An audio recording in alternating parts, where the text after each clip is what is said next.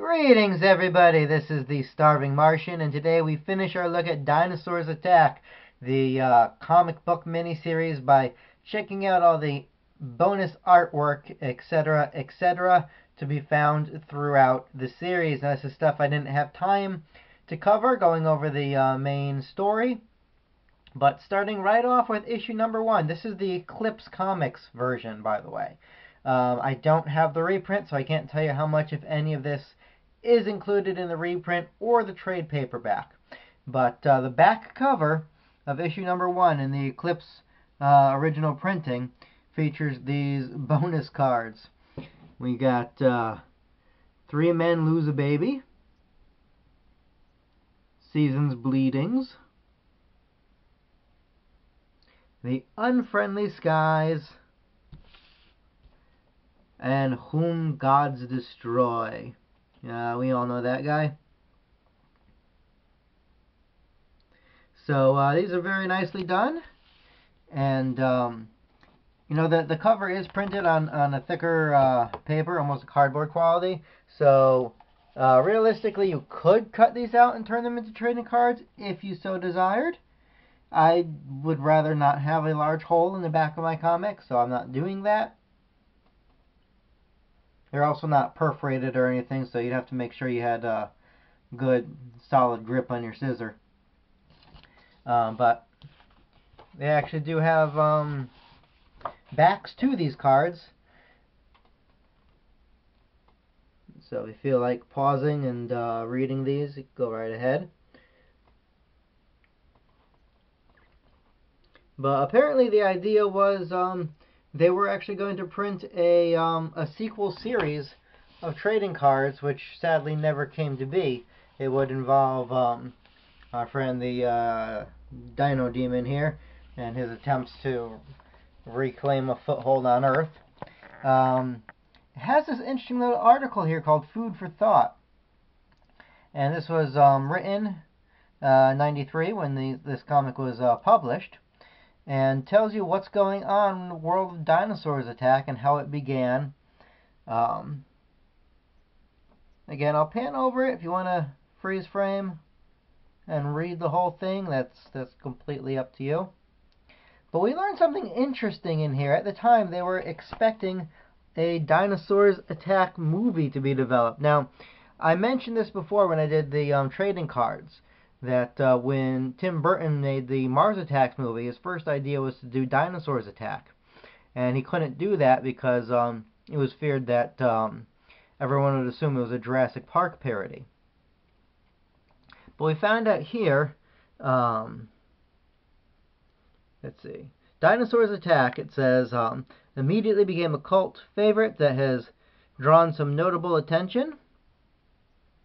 Joe Dante and Mark Fennell, director and producer respectively of the Gremlins movies, optioned the property and are currently developing a live-action feature for Warner Brothers. An animated television series pitched at the Fox network was deemed hilarious but ultimately too expensive to produce.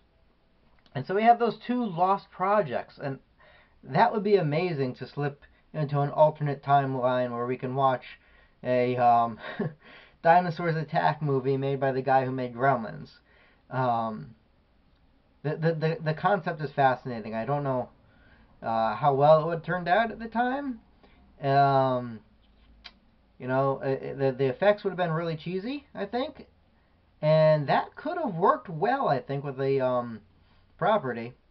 And a cartoon series. Obviously, both, especially the cartoon series, would have to be turned down a notch or 12 from all the blood and gore in the comics. In fact, I don't know if you noticed this, but there's actually no blood in any of these bonus cards, despite one of them having bleedings in the title. So I don't know if that's a connection or not. They were going to go a little softer because of the cartoon series. So then we get some sketches from the original trading cards, including some dinosaurs that were not used. And here's what the card wrappers looked like. And we get some bonus art showing some things that will take place in the next issue, and also some things that don't take place in the next issue. This is completely new art.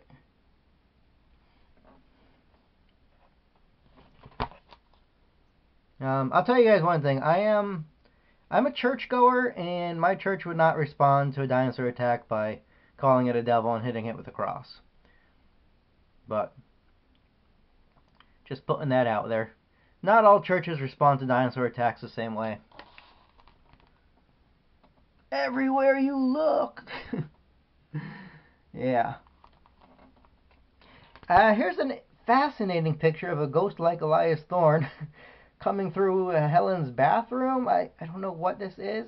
Also, Helen's got her classic brunette hair, which I so much prefer. I loved her her gem 80s look in the cards. And in the comics, I mean, her personality was a little more developed, but appearance-wise, she was just some blonde scientist lady. I much preferred her in the trading cards. And yeah, I don't know what's happening here. Perhaps this was a plot thread that got dropped when they started reissuing them in 2013. This was originally going to be maybe in the original vision of the comic. Didn't make it. I don't know. Here's the Sauron or the Saurian coming to speak with Dr. Thorne. Dinosaurs attacking a circus for the goriest show on Earth.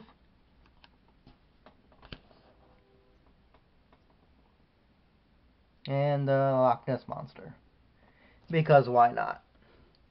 Alright, now I cannot tell you what kind of bonus art, if any, was included in the reprint of issue number 1. That's the only one I do not own.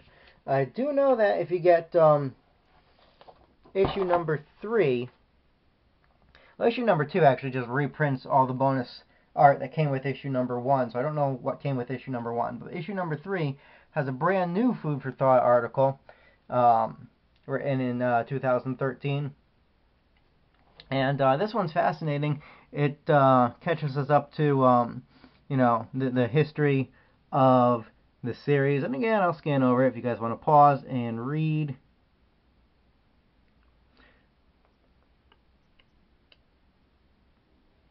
We learned that one of the writers, creators of the card, he actually apparently didn't like, wasn't big on like the humor aspect.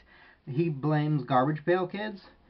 Says the unparalleled success of Garbage Pail Kids pretty much demanded a semi-satiric treatment for this new age gore fest.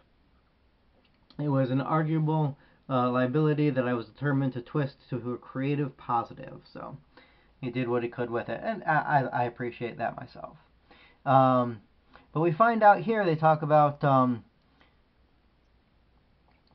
movies. We learned that they also, as well as the movies that got canceled, there's also apparently going to be a live action TV series as well as a Saturday morning animation. And I don't know what that would have been like either. Oh man, all the stuff we missed out on. You know, if you guys really want a Dinosaurs Attack movie, and I think that would be awesome. I don't know, maybe we should start contacting some of these people. Ask them to press it, you know. We got the new Jurassic Park movie coming out here in the States in just a couple days. I'm going to go see it opening weekend. And I'll show people that we really do want to see giant dinosaurs attacking people and whatnot. So that's about it for that issue. And then issues number 4 and 5, I think, are the same artwork. Here's a poor guy getting his face scratched off. This is actually that same trading card we saw, Season's Bleedings. This comes from one of the original trading cards, as do these.